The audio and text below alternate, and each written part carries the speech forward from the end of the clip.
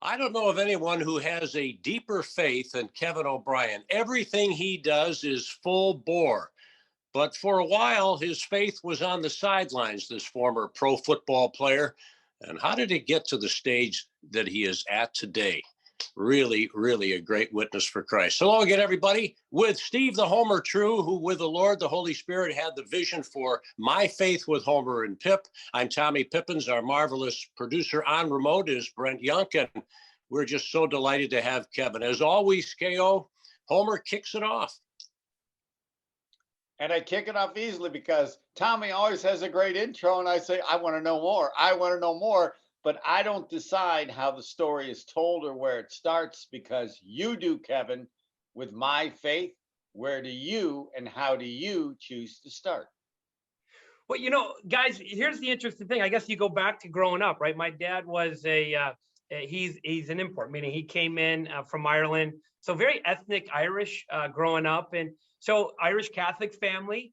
And, as a young child, always had a closeness with God. But I grew up in the time in the church where you really didn't learn much. I call it the Barney love, right? It wasn't something that gave you the real knowledge. So as I grew older, I ended up starting to drift. And my focus, really became more on, sport, right? I ended up getting the opportunity, moving from high school into college, getting recruited at Bowling Green State University. And again, still having a closeness with God. Like my brother and I would kneel down and say prayers, but we weren't a very pious family. It wasn't something, we never prayed the rosary, never prayed before meals, none of that. We went to church on Sundays and that was it. And then as I just went through college, I continued to drift and drift away. And then was fortunate my senior year to get picked up by the Buffalo Bills. And, you move from a little pond being a big fish to a very big pond being a small fish. I'm literally sitting in the locker room with guys the year before I was watching play in the Super Bowl. So, and then I was alone. I think that's one of the things migrating out. You're kind of trying to break into a quote, a family, and you are alone until you get there. So in that process of going from college into the pros, I really started to develop a closer relationship with God.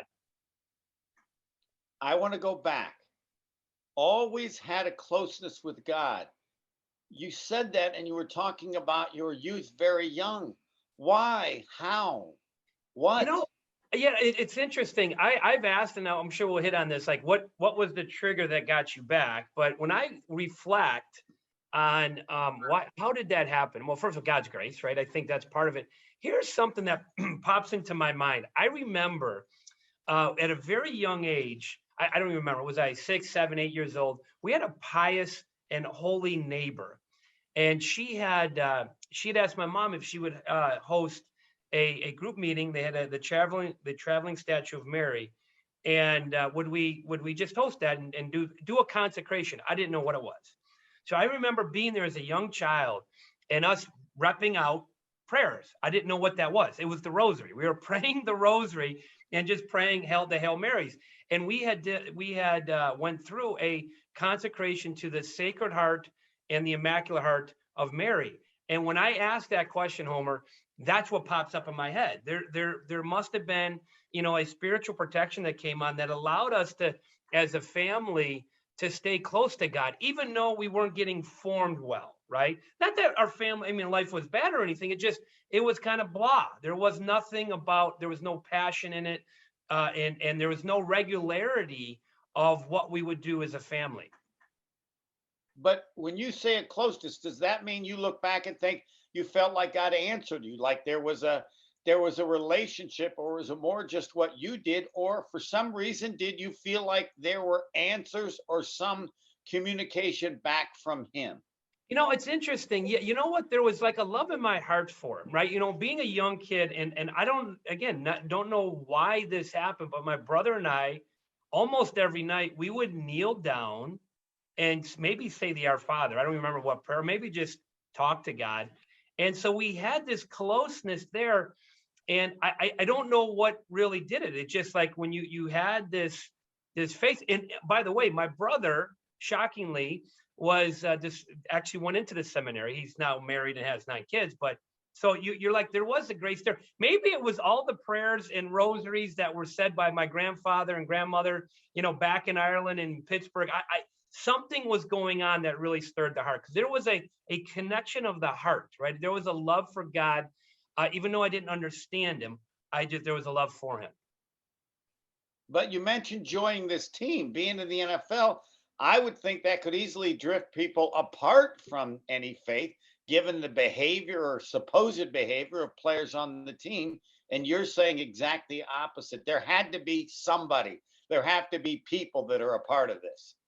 It's interesting too. When I came through it, well, one of the things that drove me personally, I was alone, right? So there was a lot of, and of course you're entering into something. So one of the things that it was almost this weight of fear and anxiety, right? This fear of making a mistake, and what if, right? That's where anxiety lives. What if you don't make it? What if you make a mistake? What if you don't, you forget a play, whatever it was. I had this constant fear. And I think in that, I would go back and kind of reflect back, well, where did I feel comfort? I felt comfortable with God. And then on the team, one of the things that there were just a group of guys, and there was a Bible sharing. So it wasn't even a Catholic thing. It was more of a Christian thing. And we would just do Bible sharing. And I joined a Bible study group. And that was kind of the step back towards the faith. And now go from there. Yeah. So now when you look at it, so it's just amazing. So you go through the experience of playing 3 years of pro football. I remember there was a part, so I'm getting towards the end of it, and I'm like, kind of like, what's the big deal about even being Catholic, right? I'm going through all of these things. And I remember being home in Michigan, which is where I was from. And my brother and I, we would have all these debates, and they were kind of like, they were yelling matches. And we got on the topic of abortion. I mean, I don't even know how that happened, but we did.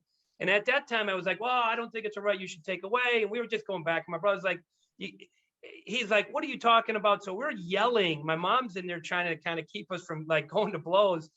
And he said, no one has my brother, who's a psychologist now, he comes down with this arrow of truth.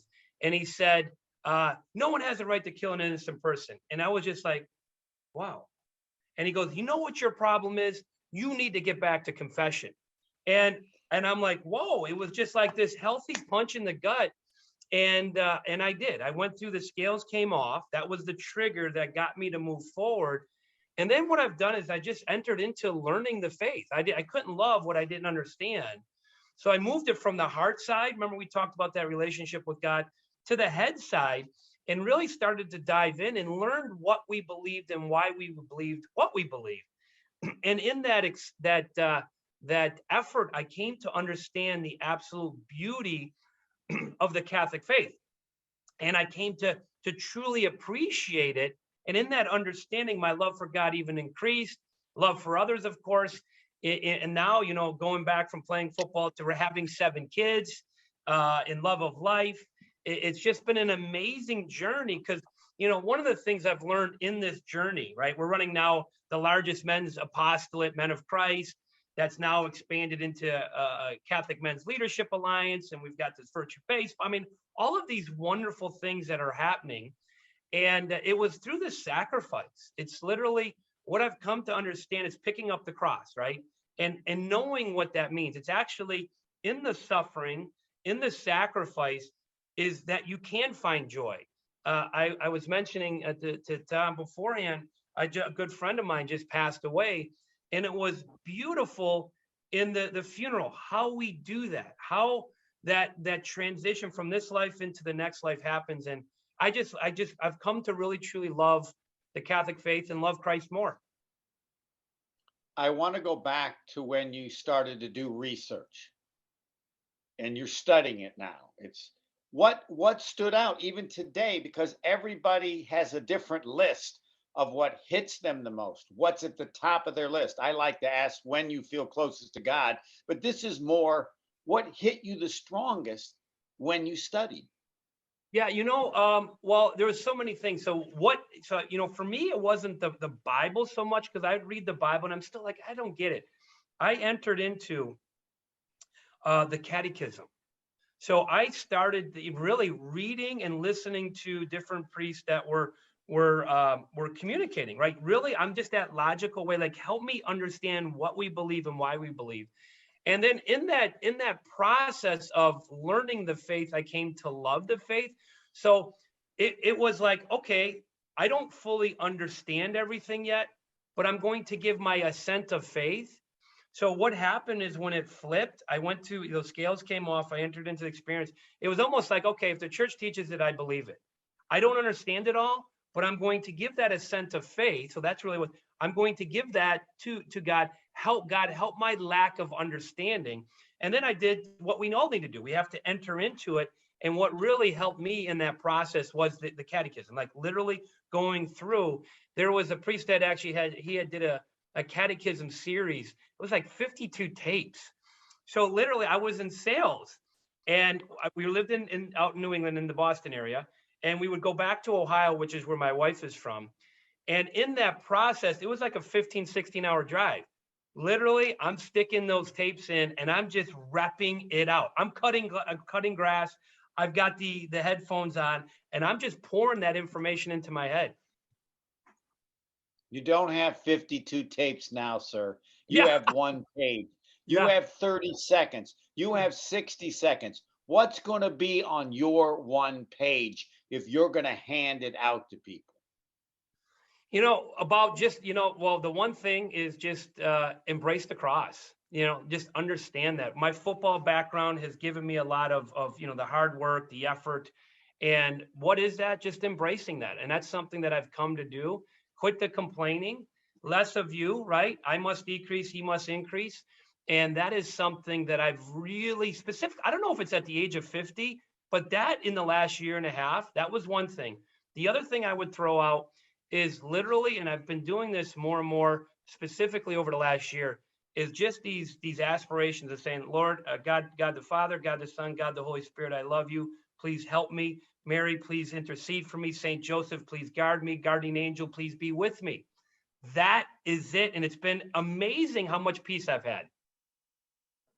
You say embrace the cross. Does that mean I need more bad things to happen? Things are good. I don't have a Yeah. cross. You telling me I need a cross?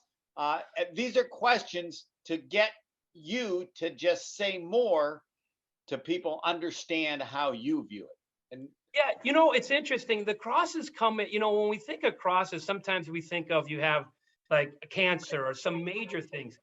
But a lot of times, what I've come to learn, it's the little things, right? You have big dreams, but it takes small steps, right? And I think one of the things I've come to learn, I'll give you an example. Coming home, I've got 7 kids. I drive in the garage. I like order in my house. I got the kids' shoes everywhere. Now I have a decision to make. A cross.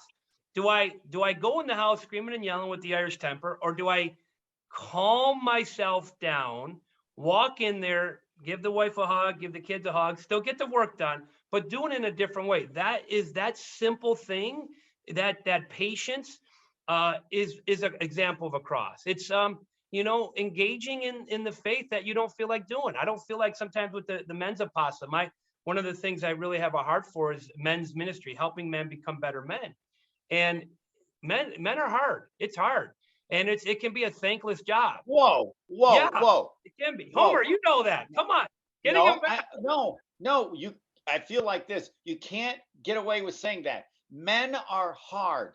Explain what you mean by that, because clearly you've lived it to have some experience. What does that mean to you when you say it to me? Yeah, it's interesting. I think guys, there is a masculine intimacy with the Catholic faith that I've learned to come. And I think as American men, like when I played football, there was a brotherhood. We went to battle together. I think from a faith perspective, men have bought into the lie that it's almost a woman's job. When you look at it and you look at the data, as the father goes, so goes the family. So what happens is men have released, they're not picking up the cross of leadership. They have let that down and they think, I don't need that. I don't need that. So what I mean by hard, a lot of times when you're trying to invite a guy back, for instance, March 26th, we have Men of Christ Conference where guys can come together, build a band of brothers, learn more about their faith. And you'd be like, well, I can't make it. Well, why can't you come? Well, I got to get my hair cut. That's what you would say, Homer. I got to get my hair cut, right? You're like, you got no hair. What's going on? That's what I mean by hard. There is like they have almost a Heisman approach to it, when in actuality, specifically in the environment that we're in now, we need to unify. We need to be together. I'm a team guy. I'm a band of brothers, man. You go, we go. We stick together. We fight together. So this idea of helping guys and bringing them into the team, into the fold, at times, because they have this mentality of, well, I'm going to do it all by myself. And I think that's what I mean by hard. They give you the Heisman, and I don't need that. When in actuality, we all need that, specifically men and fathers, depending on where they are in their life. How, Tommy's coming up soon. How have men reacted that has made you feel the most proud of what you're doing with this? Yeah, like you're talking about, like with the men's ministry, I there's a, this is kind of hard, right? There's a feeling that comes over you when you do it. When you give it your all, when you lay it down and you literally sit down at the end of the day, it's like a game, right? You gave it everything. You've done everything right. Like even now, as I'm telling you this, I'm getting chills. Like there is this great sense of, I'm doing what God has asked me to do. God has said, go out to the world and preach the good news. There's no greater love than for a man than to lay his life down. Where I put my time, I put my life. I'm doing that. And in that, there's this great sense of peace that comes with that type of effort. You're giving it all for the glory of God. You're striving to make a difference, and that's your focus.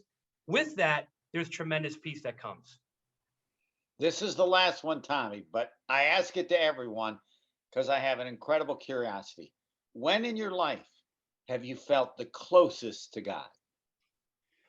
Oh gosh, there'd be a couple. Adoration, mass, being when my kids were born. I think that is another time. Getting married. These are like moments in life. If you go back, marriage, first kid. Now, as I grow, is this intimacy that I'm developing with Christ in adoration and entering into the mass, in prayer now. That's something else. I'm kind of let's jump around all over the place. I'm trying to enter into that peace and, with like mental prayer. So something I'm not comfortable with, but stretching myself and just bringing peace into my life. I mean, you're the sum of the 5 people you hang with, right? So, well, what if I hang with Christ more often? Well, guess what? I become more like him. So that's it. Yeah, that's it for me. Wait a minute. You are the sum of the 5. Did you invent this? Did you? No, hear that's this a from Jim somebody Rowan else? saying. This I'm stealing feels- material. No, this feels like a foundation for you. Like you've saved it till now. Say it again. And You are the sum of the 5 people you hang with, right? So this idea of your environment really does impact who you become. And that is something that, I've worked really hard on, being very intentional about, of surrounding myself with great people, people that want to be magnanimous, this idea of striving for greatness and to make a difference, in this world. So you leave a legacy of goodness. So when I leave this world, I want to look back and say, I gave it all that I could. Lord, did it for your glory, put my kids in a great spot, because I will die someday. That will happen. We all know that. So when I look backwards, I can feel a sense of healthy pride that, Lord, I did it all for you, for your glory, and I put my family in the right spot. And I tried to, as best I could, help people along that journey and hopefully make a difference in the world. And the ability to do that in the best way is somewhat dependent on the people I surround myself with. Those 5 people are going to have a factor, or how I choose those 5 into my ability to do what I want to do. Absolutely. And if you think now, even like this idea with COVID, right, that separated us out.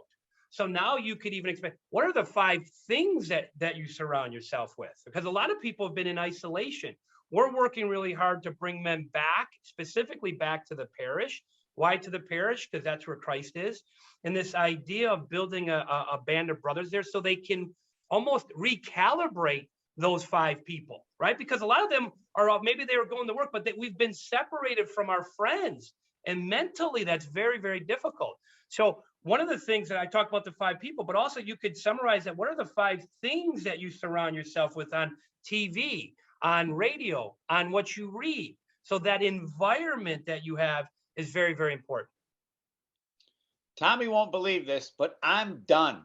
I don't have any more. You now take it where you want, Tommy, for as long as you wish, and then close. Yeah, Because you're I going to got have. my 5 people and uh, 5 things I got all to right. focus on too. You know you have the floor if something comes up. I am enjoying this interchange immensely. Kevin, men, women, we all, a lot of believers out there, and yet there is this fear of death. As you say, we're Mm. all going to die someday. Why? What is your message to those of us who fear death, even though we're told and we want to believe in our hearts and souls that because of what Jesus did, there's something a heck of a lot better out there for eternity? You know, it's interesting. Fear and love cannot live in the heart at the same time. And I think when you talk about this idea of fear, who uses fear as a weapon? The devil. So one of the things that has really helped me in my life, because I had tons of fear, right? Fear of being a bad father, going all the way back to it could be college, high school, right? Fear of messing up. So one of the things I've done, and again, this is more recently, I've battled with this up until about 50, is really this simple idea: do everything for the glory of God. So don't worry about death. Enter into, say, I am going to do everything for the glory of God. That simple recalibration of my thought process, even in the pain and suffering that could come, right? Which is naturally human experience wise, you're afraid of that. I mean, I am, but now if I have offering, the antidote to suffering is meaning and purpose. So now the antidote, that suffering, I'm going to put on the cross as Christ. I'm going to do it for the glory of God. And by doing that, it washes away the fear. So the fear that was in your heart is pushed out and the love of God is pushed in. And now there's a sense of peace, a tremendous peace that comes. In a sense, I don't like to use the word magical, but it's what Christ said. It actually takes place. How do I know that? Because I've personally experienced it. And there are, as we've talked, the big crosses, the little crosses. If you're going to follow Christ, right, you have to embrace the cross. We'd like to just kind of float along and have everything be seashells and balloons, as the late, great Al McGuire used to say. But somehow it seems you have embraced the suffering, whatever it may be, the little crosses, the big ones, and that has helped sustain you as you've united those sufferings, Kevin O'Brien, to those of Jesus Christ. Yeah, Tom, here's the thing. I want to throw this out to I haven't been that way. Let's just, we talked about just the apostolate work, right? I would whine and cry. Oh, look I'm so busy. I'm so busy. That was like, busy is burden under Satan's yoke. I heard one of our guys say that. I thought that was a great acronym. And then what I've done is I've flipped the way I looked at things. I instead of being like, oh my gosh, look at all I got to say, you know what, Lord, again, I'm doing this for your glory. I'm going to enter into the suffering, into the sacrifice, and then just offer it up. The old saying, right? Just offer it up. It's amazing when you come to appreciate the wisdom in those simple words and how that really, whether it's little cross, big cross, those sufferings, those sacrifices that you do really do provide meaning in this world, which actually, again, is the antidote to the suffering that's out there. It's like, wow, okay, I can push through this, and I can do that. And by the way, by doing it, what are we doing? We're growing in virtue. And what do I mean by that? We're growing in holiness through those small or big crosses, depending on where we are in our life. You are a man's man, the former pro athlete, just full of vim and vigor. Surrender. And you talk about surrender and you talk about intimacy, which for a man, as you well know, Mm. so hard. Could you just tell us how you got to that stage, Kevin, where you just gave it all up? It's interesting. There was a priest. I read this. He taught. What was it? There was an article he had wrote, and he talked about the key to the new evangelization was friendship. And he what he did is he did a comparison between Italian men and American men. And he was in Italy and he's watching the Italian men and literally almost the same environment. They're at a bar, they're drinking wine, they're eating pasta, soccer games on, but they're really enjoying each other's experience. Okay, they're just hanging out together. And then he contrasts that against the American men. Instead of wine, it was beer. Instead of it was pasta, it was pizza. And then they're watching American football. But what he noticed that was different was the American men were focused solely on the game, not on each other. and the Italian men were focused on each other and being together. And that's kind of like, in the American way, we have this, which is healthy, but can go too far of, you pick yourself up by your own bootstraps. And there is a healthiness with that. But we are now at the point, in my opinion, that, yeah, that's there, but you a band of brothers, man, you can't do it alone. You go, we go. This idea of we need each other is so powerful. And I don't know, if it was a one day where it flipped. It was kind of a gradual process of learning this over time that I'm really working hard to even share with the guys and the people, I should say, in general, that I work with, that I'm working in Apostle, but also in the home, so that there is this comfort. Because when you first enter into it, it's uncomfortable. Like, I remember going to a men's group. I'm like, oh man, this is uncomfortable. Hey, whoa, I don't like this. My face was like red and I started to sweat. It was uncomfortable. But again, like anything, like going to work out for the first time. All right, I got to lift the weights. I got to push through that. And then at the other end of that, you feel great. When you finish your workout, what happens? You feel great. It's the same thing when you develop this true friendship that we're talking about. You, of course, the Lord led you to co-found Men of Christ, this big conference coming up. And as you say, 6,000 men you're hoping to get, parishes all over the country. And you talk about reawakening the Catholic man. So could you give us some details? Maybe there's an invite out there. March 26th is still a little ways away. Absolutely. We're going to have you doing the MC. So we're grateful for your time. March 26th at a parish near you. Go to menofchrist.net and you can find out where that parish is, anywhere close. Yeah, the idea of reawakening, this idea of reawakening the masculine spirit, right? Guys, we have to get into this fight. There is a war going on. Well, there is a spiritual war that has been going on. And what happens is, we can make a difference if we get to men. This is a fascinating study. 93% of the moms and the children will follow the father if he leads them to Christ. It's just a fascinating data point. So our focus is, okay, if we get the father, we get the family, and you get the family because what's the family is the nucleus of society. You impact the family, you can actually start to change society in a positive direction. So we're going to have some amazing speakers. We're going to be talking about authentic masculinity with Father Burke Masters, who is a pro baseball player. We've got a brilliant, probably one of the most brilliant philosophers' minds, Dr. Peter Kraft, is going to be talking about remaking the culture by retaking the culture, right? What does that mean? What does culture mean? We got Father Cuddy, who's a Dominican priest who actually studied under Dr. Scott Hahn, is going to be talking about using the full spiritual weaponry of the church. And then we've got Archbishop Listecki hitting on we need heroes. So just a great call to action for men. It's a half day. Go to Mass at 8. Conference starts at 9. You're done probably 12:30. And you can then go get your haircut. Yep. Brian is in that lineup too. So, and he's an outstanding speaker. And again, as you can tell, full of the love of Christ and wanting to share it with all souls. Homer, are you sure we're done? Yes. Mm-hmm. Okay. Yeah. There are these that we do where you feel that you need to watch it a second time or watch it a third time because of the different things that stand out.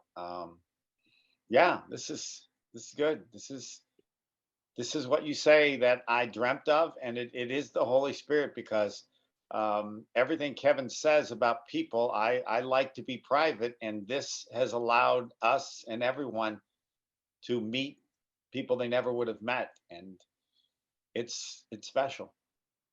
All about the Holy Spirit in your life, Homer and Kevin, and now connecting us today. It's wonderful. Kevin, anything that maybe we missed or something that we didn't touch on? Because I think you've hit it all, but you never know. So I like to ask that question. Yeah, I just think, the idea of don't allow fear, right now, I think there is a lot of fear out there for people. And really what I would say is a leaving message, enter back into your faith. If you've drifted away, come back in, start with prayer, and you will be amazed on how amazing that journey will be. Okay, I have one more. Tommy would have known this. Okay. See, I knew it. Yeah, Kevin. yeah, you're trying to get it out of him. You're trying there. When was the lowest point? When was the hardest time for you? You know what? When I think about that, it was playing pro football. It was literally why? Because again, I was in this transition phase, didn't have really God in my life yet. And I was just for me, I had put so much burden. We talked about fear and anxiety of failing. Like I didn't, I was a skinny kid out of Detroit that made it. No one in my high school ever came close. All these people were counting on me to be successful. So all of that pressure, and by the way, that was all self-driven. And I didn't have mentors in my life to help coach me through that. So I had to kind of carry that all by myself. And at times that crushed me. And mentally it did. And it was a hard lesson to learn. That's why I'm so passionate about it now, to share a little bit that I have, right, with others, so that they don't carry that by themselves. And also they don't focus on that, right? Because I would focus on that and making mistakes versus no, push that aside, keep your eyes on the cross, right, and moving forward towards the greatness of God, and let it all lay out. Don't worry about the outcomes. Focus on what you can do to be the best version of yourself. And that was amazing. Now, I say this to my kids all the time. I wish I had the coaching I'm giving you, because it really would have helped me be better in the pros. Tommy, close. All right, my friend. I am blessed because I have three brothers here I love. We've been talking about the Lord. Kevin O'Brien is co-founder of Men of Christ. He is a man after Christ's own heart. You don't have to listen long to gather that. And Kevin, again, I know your time is valuable. Thank you so much. So on behalf of Brent Young, our producer, Steve the Homer True with the Holy Spirit had this wonderful idea, and our special guest, I'm Tommy Pippins. Thank you, everybody. God bless you. And we hope and pray that this segment has helped you a little bit as we all make that walk together to the cross and through the cross. See you next time on My Faith with Homer and Pip.